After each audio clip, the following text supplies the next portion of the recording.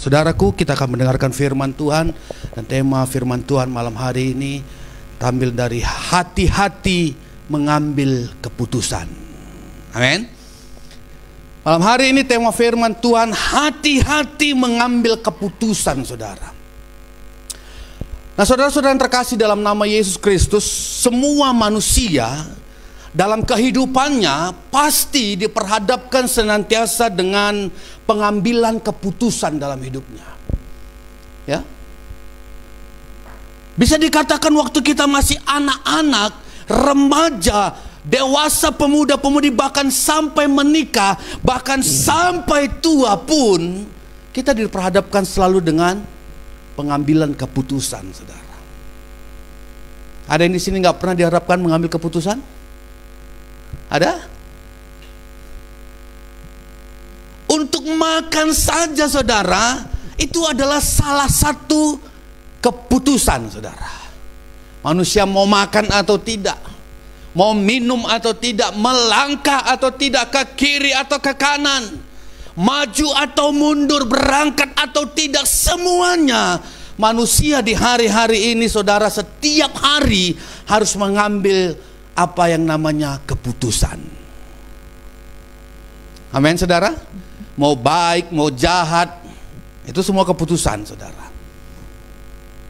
Tetapi sadar atau tidak sadar, saudara, bahwa setiap keputusan yang akan kita ambil itu ada hasilnya, ada buahnya, saudara. Apa itu buahnya? Bisa itu baik buahnya, bisa tidak baik buahnya, bisa sukacita buahnya, bisa tidak sukacita buahnya. Macam, saudara, waktu kita ambil sesuatu, saudara, yang kita nggak tahu rasanya juga, bisa dua, saudara, bisa manis, bisa juga pahit. Jadi setiap keputusan yang diambil itu akan menghasilkan buah. Saudara-saudara bisa lihat di hari-hari ini, saudara, di masa-masa yang sulit ini, kita seringkali diperhadapkan dengan pengambilan keputusan yang sulit. Kita harus beribadah atau tidak. Nah, kalau kita beribadah, saudara, mungkin kita terpikir, usaha saya bagaimana nanti? Bukankah hari-hari ini sulit? Lalu kita diperhadapkan dengan ibadah, maka kita harus mengambil satu keputusan, saudara. Waktu kita mau melayani, waktu kita mau besuk, saudara, waktu kita mau jenguk teman kita yang sedang sakit, terus ada keputusan. Dan ujung-ujungnya itu adalah menghasilkan hasil, saudara. Malam hari ini, saudara, bangsa Israel pernah ada dalam situasi yang kacau. Bangsa Israel pernah ada dalam suatu masalah yang berat, bangsa itu, saudara. Mari kita dulu baca, saudara, 2 Tawarik 15 ayat 3, lalu nanti lompat ayat 5 dan ayat 6, saudara. Ya, saya bacakan, saudara. 2 Tawarik 15 ayat 3. Lama sekali Israel tanpa Allah yang benar, tanpa ajaran daripada imam dan tanpa hukum. Lanjut kelimanya, saudara.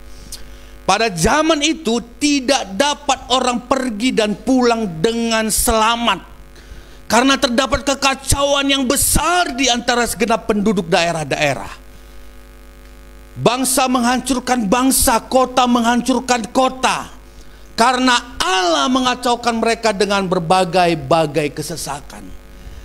Nah, saya mau ceritakan, saudara, bagaimana pada waktu itu bangsa Israel ada dalam satu masa, di mana masa itu adalah masa mungkin yang paling suram. Jelas dia catat begini, saudara, orang tidak dapat pergi atau pulang dengan selamat. Artinya, saudara, kalau dia pergi tidak selamat, kalaupun dia mau pulang tidak selamat.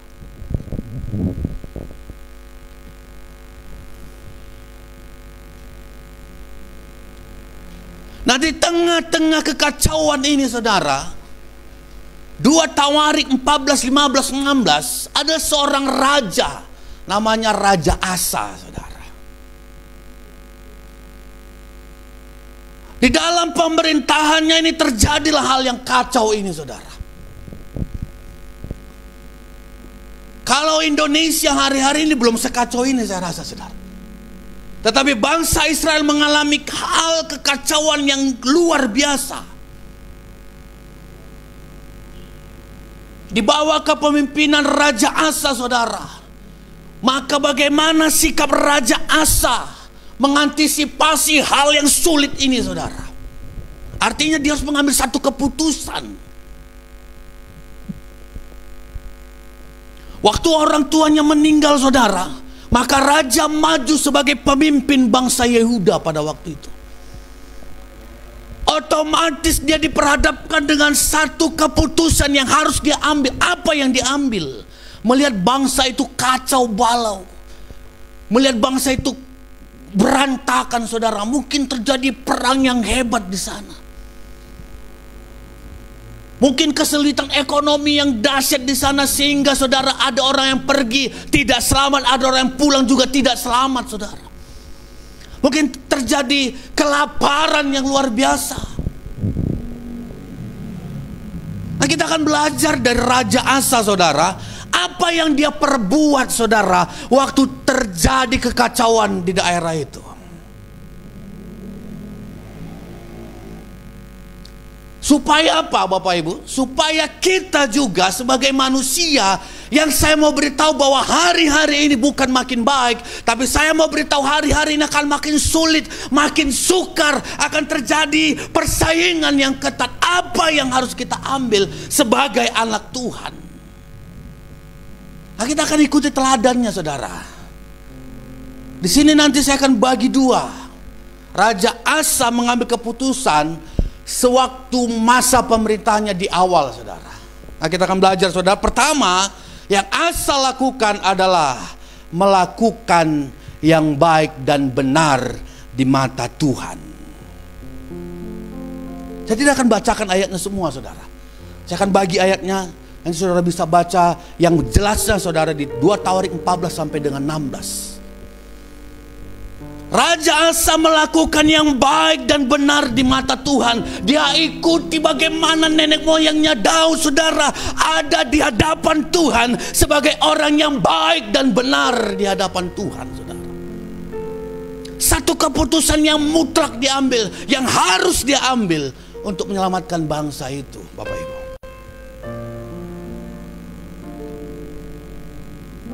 Itulah hal yang pertama Asa lakukan.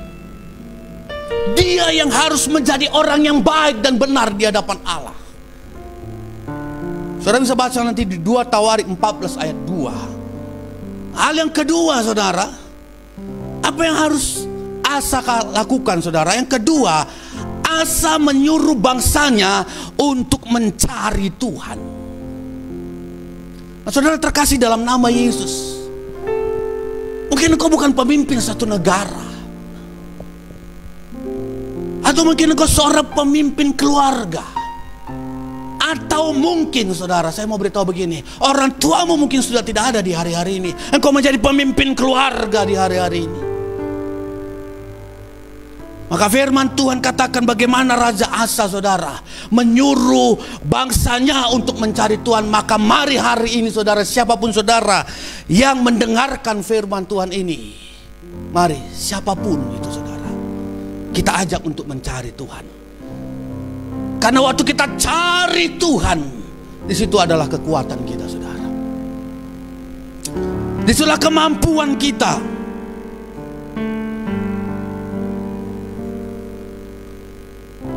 Haleluya. Di 2 Tawarik 14 ayat 3, 4 dan 5. Maka Asa menjauhkan mesbah-mesbah persembahan. Asa menjauhkan bukit-bukit pengorbanan dan pedupa-pedupaan untuk ilah-ilah lain, saudara. Dia hancurkan, dia bebaskan itu semua, saudara. Hanya satu yang diajak pada waktu itu bangsa Israel, menyembah Allah yang kudus, menyembah Allah yang disembah oleh nenek moyangnya. Yakin dia, saudara, pada waktu itu bahwa waktu dia panggil Yesus Allahnya, maka akan ada pertolongan untuk bangsa itu. Amin. Amin, saudara. Nah, hari ini Saudara terkasih dalam nama Yesus Kristus, dunia makin kacau. Mari kita ajak keluarga kita, kita ajak sahabat kita, kita ajak keluarga kita untuk mencari Allah yang benar, Allah yang menciptakan langit dan bumi ini. Kita percaya bahwa hanya Allah yang sanggup menyelamatkan hidup kita, saudara. Amin. Haleluya. Hal yang ketiga, apa yang Asa lakukan, saudara? Asa mengakui dan berserah penuh kepada Tuhan. 2 Tawarik 14 ayat 7 dan 11, saudara. Dia bilang begini, saudara. Katanya kepada orang Yehuda, marilah kita memperkuat kota-kota ini dan mengelilinginya dengan tembok beserta menara-menaranya, pintu-pintunya dan palang-palangnya. Negeri ini masih dalam tangan kita, karena kita mencari Tuhan Allah kita, dan Ia mencari kita serta mengaruniakan keamanan kepada kita di segala penjuru. Maka mereka melaksanakan pembangunan itu dengan berhasil. Nah, ayat 11. Kemudian Asa berseru kepada Tuhan Allahnya, ya Tuhan, selain daripada Engkau tidak ada yang dapat menolong yang lemah terhadap yang kuat. Tolonglah kami ya Tuhan Allah kami, karena kepadamu lah kami bersandar, dan dengan namamu kami maju melawan pasukan yang besar jumlahnya ini.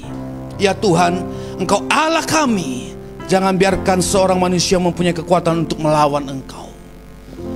Ayat sebelumnya, saudara, maka ada satu pasukan yang jumlahnya jutaan ingin menghancurkan bangsa Yehuda. Siapa dia, saudara? Dia adalah orang Ethiopia yang berjumlah jutaan. Pada waktu itu Raja Asa hanya punya pasukan sekitar kurang lebih 500 orang, saudara. Lalu dia berseru kepada Allah, Engkaulah tempat sandaran kami, Tuhan. Jangan biarkan satu orang manusia pun melebihi kekuatanmu.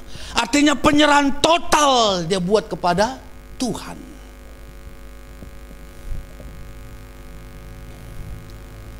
Asa mengakui, Asa berserah kepada Tuhan pada waktu itu.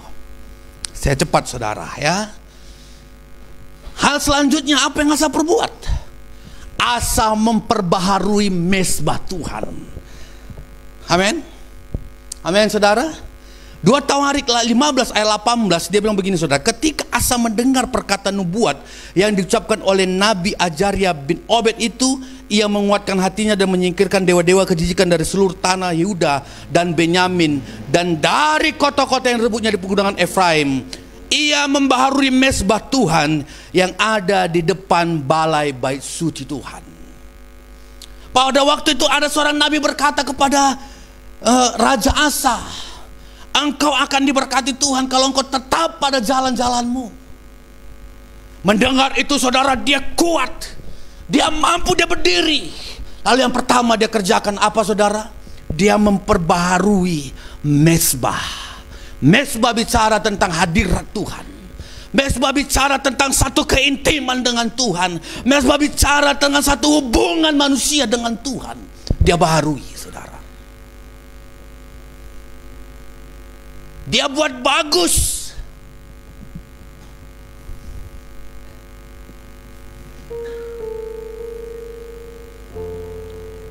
Setelah dia buat bagus mezbah itu, saudara, maka Asa mempersembahkan korban kepada Tuhan. Setelah itu bisa baca ayat-ayatnya, saudara. 2 Tawarik 15 ayat 10 sampai dengan 11. Nah, saya bacakan ayat 11. Pada hari itu mereka mempersembahkan kepada Tuhan 700 lembu sapi dan 7.000 kambing domba dari jarahan yang mereka bawa pulang. Dia katakan kepada Tuhan, kami persembahkan korban kami kepadamu, Tuhan, sebagai ucapan syukur, sebagai pengagungan kepada Tuhan. Pengakuan, saudara. Dia persembahkan korban yang begitu banyak. Amin. Saya lanjut, saudara. Nah, setelah dia mempersembahkan korban, maka Asa membuat perjanjian dengan bangsanya, saudara. Apa perjanjiannya? Mereka harus mencari Tuhan dengan segenap hati dan jiwa mereka. Kalau tidak, maka hukumannya. Perhatikan sini, saudara. Perhatikan di sini satu perjanjian Asa dengan bangsanya. Kalau bangsanya tidak mencari Tuhan dengan jiwa dan hati mereka, maka ada satu ketetapan sebagai raja. Apa itu? Dia harus dihukum mati. Artinya, saudara, Raja Asa secara totalitas mengajak bangsa Yehuda untuk mencari Tuhan. Bukan hanya mencari-cari Tuhan seperti biasa, saudara, tetapi sebagai siapa yang tidak mau mencari Tuhan dengan jiwa dan hatinya, maka Alkitab catat dia harus dihukum mati.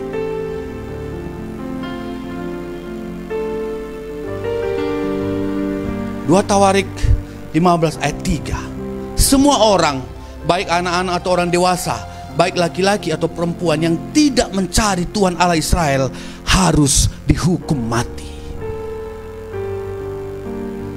Bagaimana dengan kita, saudara? Bagaimana dengan kita? Apakah pernah ada satu ultimatum kalau kita tidak mencari Allah maka kita dihukum mati? Sadar atau tidak sadar, saudara, kalau mulai hari ini kita tidak cari Tuhan dengan segenap hati dan jiwa kita, maka saya mau beritahu hukumannya adalah mati, saudara. Tapi persoalannya seringkali, saudara, kita lupa akan hal ini. Kalau tadi itu titah raja yang membuat siapa yang tidak mencari Tuhan akan mati, dan hukum itu langsung digenapi, saudara, maka saya percaya di hari-hari yang sulit ini orang akan mencari Tuhan dengan luar biasa. Amin. Amin, saudara. Kita bersyukur kita ada hidup di zaman kasih karunia, saudara. Tapi saya mau tekankan hal ini, saudara. Marilah, carilah Tuhan dengan segenap jiwamu, dengan segenap hatimu. Maka saya tetap percaya Allah yang dahsyat, Allah yang luar biasa akan melihat hatimu yang paling dalam, Bapak Ibu. Maka saudara-saudara menyaksikan secara live streaming malam hari ini, saya mau beritahu saudara, ada Allah yang mendampingi engkau apapun yang terjadi dalam hidupmu. Kesulitankah, masalahkah, persoalankah, malam hari ini Dia ada, karena Dia adalah Allah yang setia. Mari kita cari Dia, mari kita datangi hadirat-Nya, saudara. Mari kita panggil Bapa kita yang dahsyat itu. Haleluya.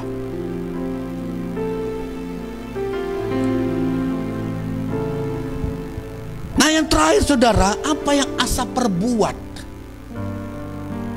waktu masa-masa yang terjadi di Yehuda, saudara, negara Israel. Apa yang terjadi? Kekacauan. Nah, hal yang terakhir yang Asa lakukan adalah dia mengambil satu resiko, saudara. Dia mengambil satu resiko, dijauhi oleh keluarganya, dijauhi oleh bangsanya, tetapi dia tidak peduli. Pada waktu itu dia memecat neneknya, saudara, yang namanya Maka. Itu adalah ibu suri, saudara. Artinya neneknya itu adalah orang yang bisa dikatakan yang punya kuasa juga di negara itu, saudara. Tapi dia pecat neneknya itu. Karena apa? Karena neneknya itu membuat patung untuk sembahan. Dia mengambil satu resiko, saudara. Dia pecat, dia nggak peduli. Artinya dia punya ketetapan hati bahwa apa yang sudah ditetapkan itu harus dijalankan, saudara.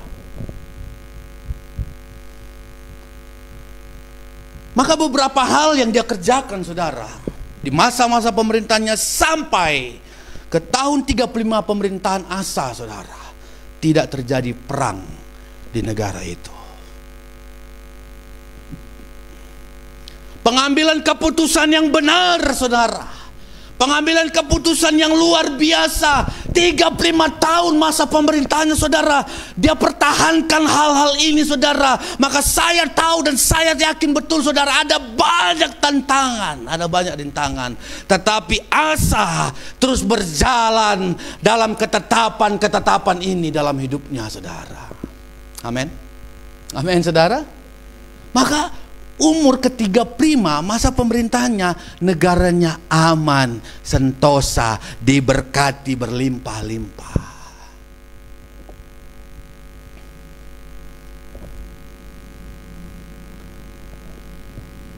Waktu semuanya aman, damai, sejahtera, tidak ada masalah, saudara. Semuanya tenang, semuanya pokoknya baik adanya. Maka, saudara, selanjutnya pada tahun ke-36, saudara, Asa harus terus mengambil satu keputusan.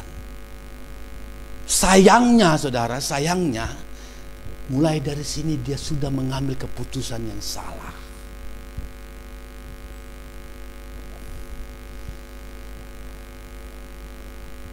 Sewaktu dia menikmati zona nyaman, sewaktu dia menikmati kasih karunia, waktu dia menikmati anugerah yang Tuhan berikan, saudara, maka tahun ke-36 pemerintahannya, dia mulai ketakutan dan melakukan tindakan nekat.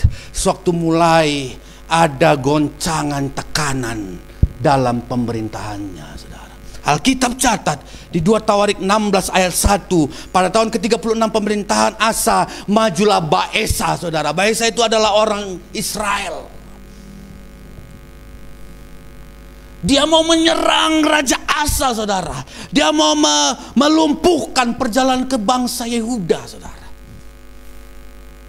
Masih dalam rencana, saudara, masih dalam rencana.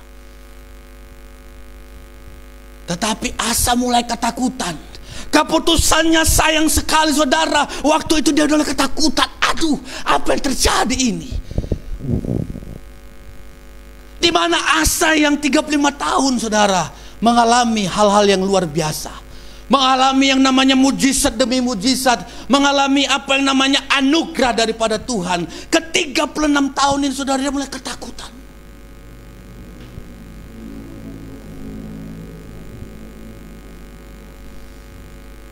Di mana buktinya Asa ketakutan, saudara? Ayat yang kedua, saudara. Asa mengeluarkan emas dan perak dari pembendarannya rumah Tuhan. Dia ambil semua yang tadinya dia sudah betulki, saudara. Yang tadinya dia simpan dengan baik di rumah Tuhan. Mulai pada waktu dia dengar Baesa akan menyerang, maka mulai dia ketakutan. Dia hilang dari hadirat Allah. Dia ambil harta-harta yang dalam rumah Allah. Dia bawa, saudara. Lalu dia serahkan kepada Ben-Hadad. Haleluya. Raja Aram. Dia mulai ketakutan, saudara.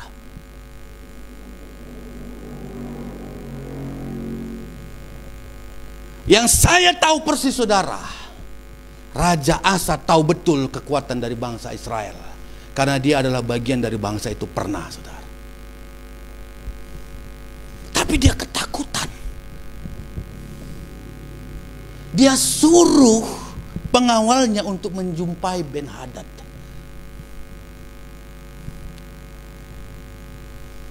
Artinya, saudara, dia merusak hubungannya dengan Tuhan. Haleluya. Yang tadinya hubungannya baik, intim, saudara, erat, dekat, tetapi gara-gara ada persoalan, masalah, tekanan dalam hidupnya, dia mulai rusak hubungan itu dengan mengandalkan yang namanya Ben-Hadad dalam hidupnya. Saudara bisa perhatikan, saudara, kalau saudara di hari-hari ini merasa tidak diperhitungkan, bagaimana kira-kira? Tuhan ini, Allah itu selama ini membela kehidupan Raja Asa dan bangsa Yehuda. Tetapi pada waktu itu, saudara, datang satu orang mengambil semua miliknya Allah, lalu mengeluarkannya dan memberikan kepada manusia. Otomatis Allah pasti kecewanya luar biasa. Amin. Amin, saudara. Kalau saudara juga begitu, kira-kira pastilah kecewa. Sepertinya kita nggak ada berguna. Walaupun saudara manusia, seringkali kita masa kecewa karena itu, tetapi faktanya seringkali kita nggak bisa bantu juga. Tapi walaupun kita nggak bisa bantu, saudara, kita kecewa karena diperbuatkan seperti itu. Tetapi Allah yang kita sembah, saudara, Allah yang mampu melakukan segala sesuatunya. Dunia dia kuasai, manusia dia kuasai. Dia diputuskan hubungan oleh Raja Asa. Saya percaya Allah begitu kecewa pada waktu itu, saudara.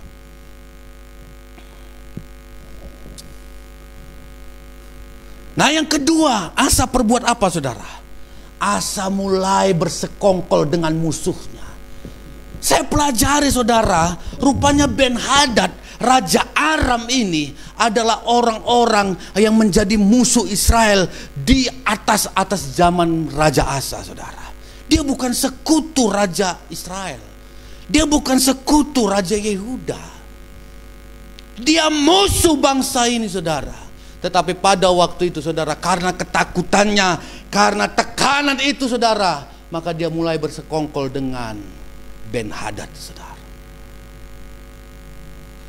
Bukan hanya sekedar bersekongkol, tetapi dia minta pertolongan dari Ben-Hadad dengan cara menyogok. Dia sogok Ben-Hadad, lalu dia bilang begini, Ben-Hadad, tolong dulu bilang sama Baesa, biarlah dia undur daripadaku. Dia tidak tahu kalau Ben-Hadad membantu dia, saudara, maka pasti akan ada iming-iming yang luar biasa, saudara. Karena kenapa? Ben-Hadad itu adalah musuh bangsa Yehuda dan Israel. Walaupun sudah diserahkan emas perak sama dia, saudara, pasti dia menginginkan hal yang lebih besar lagi. Bagaimana dengan kita, Bapak Ibu? Bukankah seringkali dalam menghadapi persoalan masalah, saudara, kita mulai mikirkan hal-hal yang negatif dalam hidup kita. Mulai kita pikirkan bahwa Allah itu tidak ada. Mulai kita pikirkan bahwa pertolongan itu tidak ada.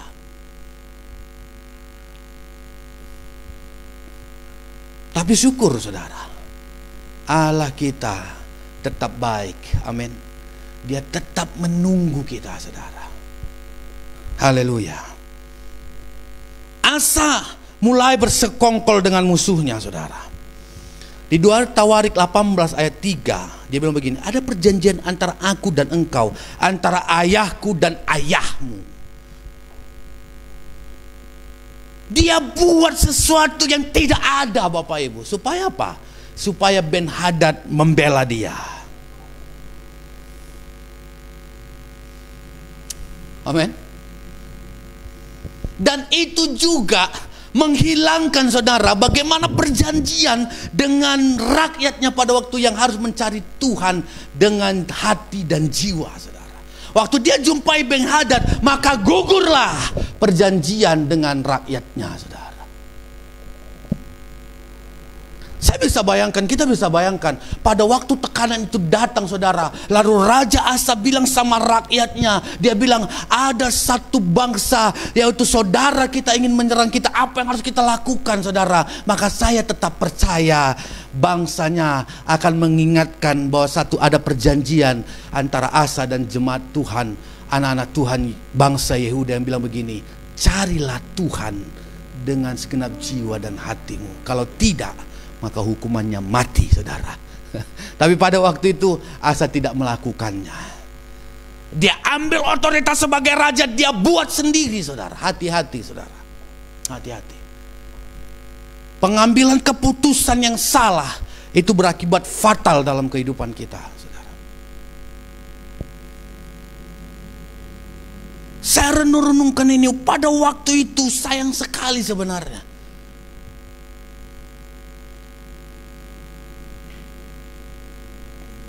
Nah, yang ketiga, apa yang terjadi dalam kehidupan Asa, saudara? Asa melupakan pertolongan Tuhan. Raja Baesa, Raja Israel tidak sebanding, saudara, kecilnya pasti, saudara, dengan Raja Ethiopia yang jumlahnya 1 juta yang pernah menyerang mereka, tapi mereka pukul kalah, saudara. Kenapa? Karena Tuhan beserta dengan mereka. Dia lupa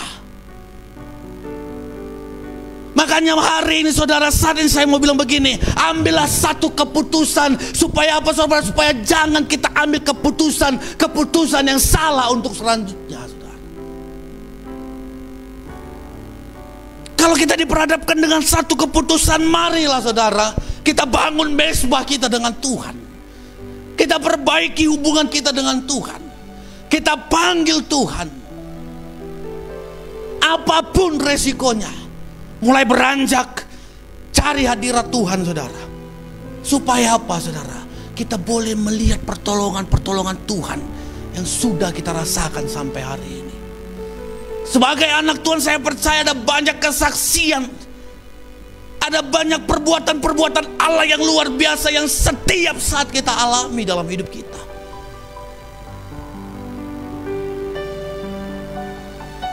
Mungkin hari ini saudara, kalau saudara bisa flashback balik ke belakang hidupmu, apa yang kau hadapi di hari ini, itu tidak seberapa yang pernah kau hadapi beberapa tahun lalu, beberapa bulan yang lalu, beberapa minggu yang lalu. Engkau ada karena Tuhan masih menolong saudara.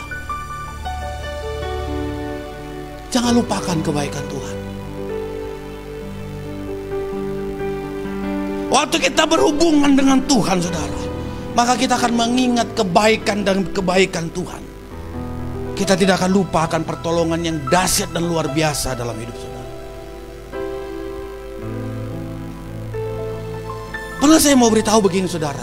Pernah satu kali, saudara, kita ini hidup, kita tidak mau besok itu pagi, saudara. Pernah, saudara Amin?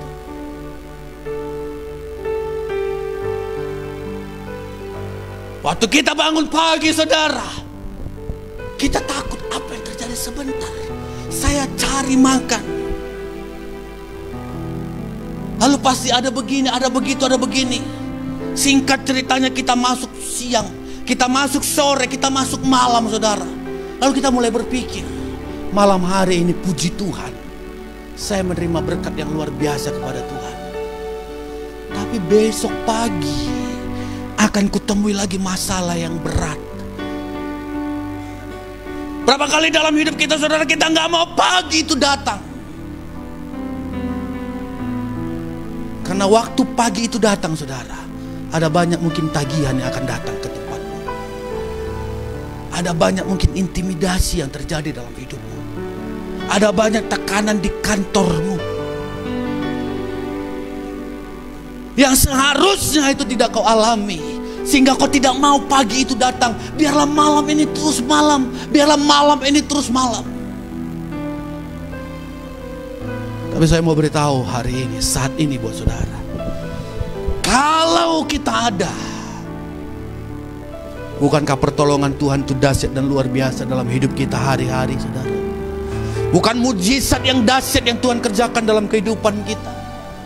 Bukankah yang ajaib Tuhan telah kerjakan dalam hidup kita, saudara? Saatnya tinggalkan bebanmu, persoalanmu. Pandang Yesus, pandang Tuhan, saudara. Karena bersama dengan Dia, kita sanggup melakukan segala sesuatunya dengan baik. Haleluya, haleluya, saudara.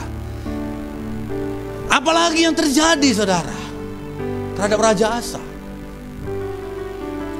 Rasa Asa memiliki sakit hati kepada Tuhan, saudara. Aduh. Waktu dia lupa pertolongan daripada Tuhan dalam hidupnya, maka mulai dia ambil satu kesimpulan bahwa dia sakit hati kepada Tuhan.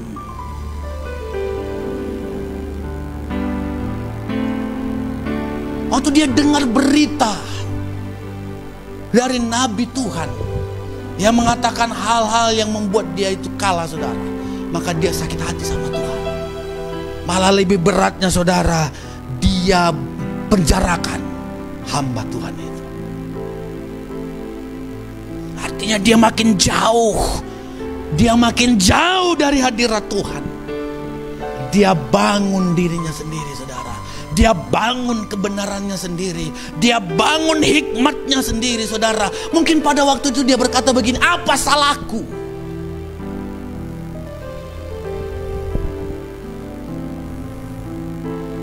Tuhan, aku hanya bilang sama Raja Aram itu supaya dia mengatakan kepada Esau supaya undur. Nggak ada yang salahku. Secara hikmatku aku pakai itu. Dia tidak sadar, saudara, bahwa hal-hal kecil itu bisa merusukkan hubungan kita dengan Tuhan. Itu bisa memutuskan hubungan kita dengan Tuhan. Amin. Malam hari ini, saudara, jangan pakai hikmatmu. Mari terus andalkan Tuhan dalam hidupmu. Waktu mengambil keputusan, mari tanya Tuhan, apa yang harus kita perbuat.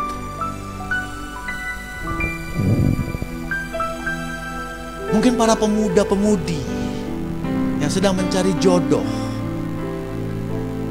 tanya Tuhan, yang mana orangnya Tuhan.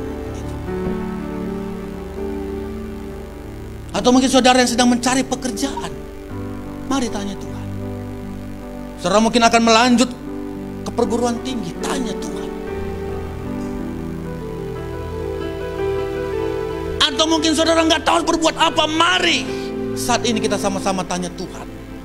Apa yang Tuhan mau dalam hidup kita? Temukan apa yang Tuhan mau dalam hidup kita, saudara. Mari kita berusaha supaya Tuhan tidak merasa kecewa dalam hidup kita, saudara. Haleluya. Setelah Raja Asa sakit hati sama Tuhan, saudara, maka hal yang paling luar biasa yang dia kerjakan jauh dari Tuhan itu apa? Mencari pertolongan dari dunia.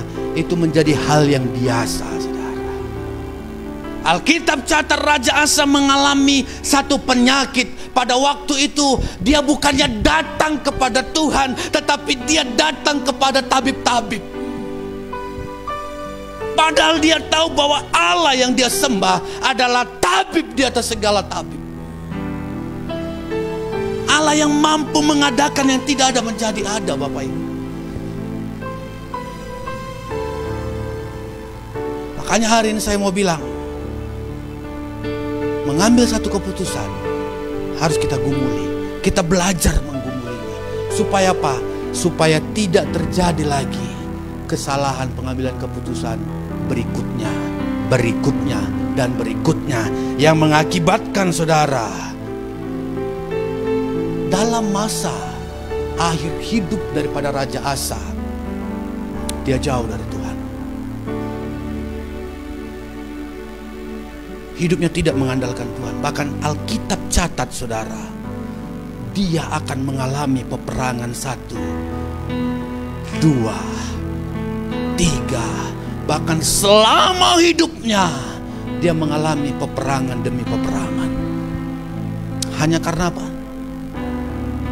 Hanya karena pengambilan keputusan yang pertama dia salah. Dia takut.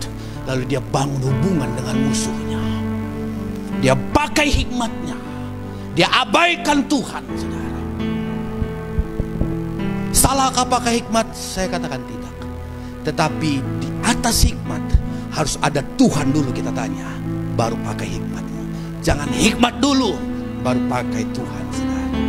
Amin. Haleluya. Haleluya. Malam hari ini, saudara, bila kiranya kita terus bertanya kepada Tuhan dalam kehidupan kita sehari-hari, dalam pergaulan kita, dalam perkataan kita. Bila kita panggil Roh Kudus dalam hidup kita.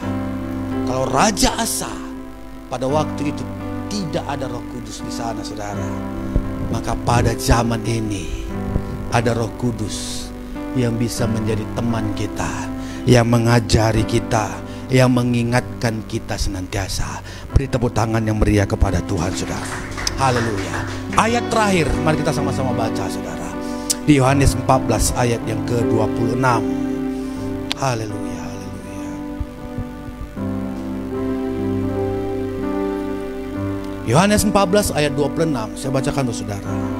Tetapi penghibur, yaitu Roh Kudus yang akan diutus oleh Bapa dalam namaku, dialah yang akan mengajarkan segala sesuatu kepadamu dan akan mengingatkan kamu akan semua yang telah kukatakan kepadamu.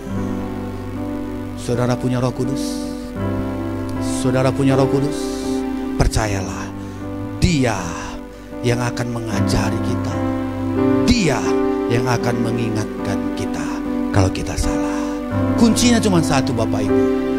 Buka hatimu, mulai peka kepada suara Roh Kudus. Amin.